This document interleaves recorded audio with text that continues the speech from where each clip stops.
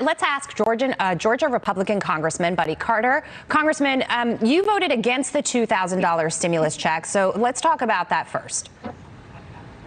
Well, first of all, let's understand that I did vote against the $2,000 stimulus check. I think $600 is good for right now, but we can always go back and revisit that. This is not as if this is the last thing we're going to do. If we need to, we will revisit it. However, I just feel like that money can be better spent and help people in other ways. What we also did was to include $300 a week in unemployment. Now that gets the money exactly where it needs to be for those people who don't have a job. And stimuluses are not always what they're cut out to be. They don't always stimulate the economy. So I just felt like there were other ways that we could get the money to the people and get it into our economy in better ways. Okay, and there are folks that agree with you with respect to that. But what can you actually do to make sure that money is going where it needs to be? It's not being used for wasteful spending. How does that picture look in 2021? Well, one way is to increase the unemployment, and we did that. $300 more a week through the end of March. That will help people who don't have a job. So that's one way you could do it.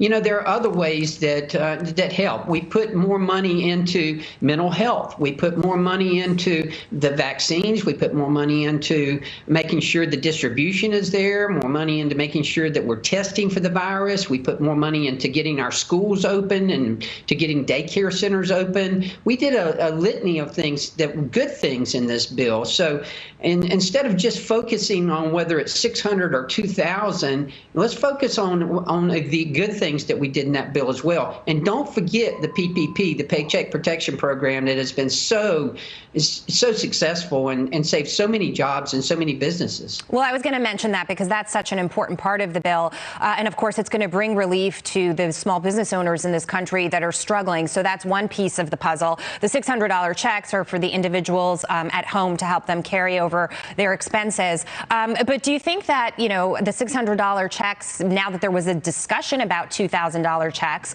is going to resonate with Americans across the board?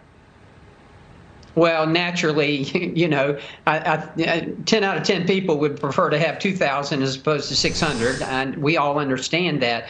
But we have a responsibility in Congress. How are we going to pay for this? I mean, that's another thing. Somebody, somewhere, sometime has got to pay for this, and we have to. That's incumbent upon us as members of Congress to take that into consideration as well.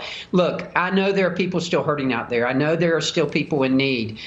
None of us are tone deaf to that. We all get it, those of us who voted against the $2,000. But again, as I said earlier, we can always revisit that. We can always go back. It's not as if this is the final shot we'll have. Yeah, no, it's not going to be the final shot because President-elect Biden said that he wanted to see a smaller bill pass now and that this would be a top priority for him when he and his administration come into office, and that stimulus would be something that he will work on in another round of some sort. So maybe slow and steady does win the race, maybe a $600 check now, and they're going to do something then that helps tide people over.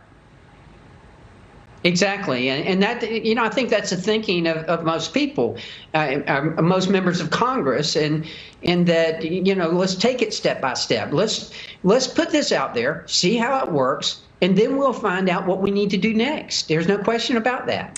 And when it comes to the fiscal cliff, I mean, it keeps me up at night. It keeps you up at night. But the average person probably doesn't think about how we're going to pay this back. You're starting to see a lot of conversation in blue states about raising taxes because of the huge budget deficit problems that have been created as a result of the pandemic. And so I think about what President-elect Biden will do. He said he wasn't going to raise taxes on people who are making less than $400,000. But do you think he'll be able to keep that promise? I don't see how he can keep that promise. And I think it's just a matter of time before we see if Joe Biden is our next president, and it appears that he is going to be, that he will break that promise. And, typical Democratic promise that's typically broken.